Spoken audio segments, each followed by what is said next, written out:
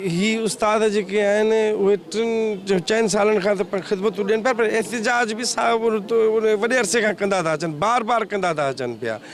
जॾहिं तव्हां हिननि जी ख़िदमतुनि खे एप्रिशिएट बि कयो था, सिंध गवर्नमेंट जेकॾहिं मञे बि थी त असांजी हाफ अधु ते अधु ॿार प्राइमरी ॿार असांजा एनरोल थियनि ई कोन था।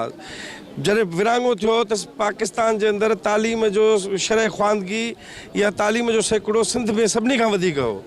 ऐं हिननि 7-8 सालनि में हिननि हुक्मराननि जी पॉलिसियुनि जे नतीजे में एजुकेशन पॉलिसी हिकिड़ो त मथां खां बजट्स ई कोन था ॾियनि, हेक जूं बजट्स कटीनि था पिया, ऐं बजट्स डिफेंस जी वधंदी थी वञे, हेल्थ ऐं एजुकेशन हूअं ई असां तबाह हाल आहे।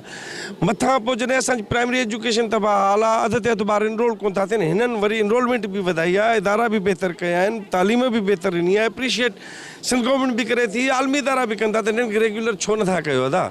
जॾहिं त दोस्त पाण ॿुधाइनि था त पापा हिन जो तव्हांजी बजट ऐं फिनेंस डिपार्टमेंट ते ॿार वारो सुवाल बि कोन्हे को, त पोइ जॾहिं तव्हां 36,000 ॿियूं नौकरियूं ज़ाहिर बि कयो था त बाबा खोट बि आहे, त पोइ कहिड़े बुनियाद ते हिननि खे रेगुलर नथा कयो? तव्हांखे रेगुलर करणु घुरिजे, हिननि जे लाइ दग कढणु घुरिजनि।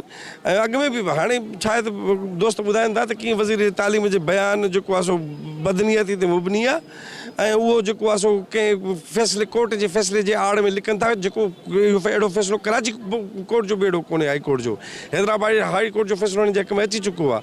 सो अवामी वर्कर्स पार्टी ऐं आवाम दोस्त जेकी बि सियासी धुरियूं आहिनि उहे हिननि पंहिंजी भेणुनि ऐं भाइरनि सां गॾु बीठा आहिनि, सिंध जी तालीम लाइ गॾु बीठा आहिनि, ऐं जिदोजहद जे हर सूरत में हिन सां गॾु बीहंदासीं। सुभाणे जेकॾहिं जहिड़ो वधाईंदा त वधाईंदासीं, जेकॾहिं सिंध असेंबली ऐं चूंडियल नुमाइंदा हिननि खे पंहिंजो नथा कनि त पोइ असां बि हिननि खे पंहिंजो कोन कंदासीं। विज़िट कयो अवामी आवाज़ मीडिया ग्रुप जी वेबसाइट awamiawaz.pk।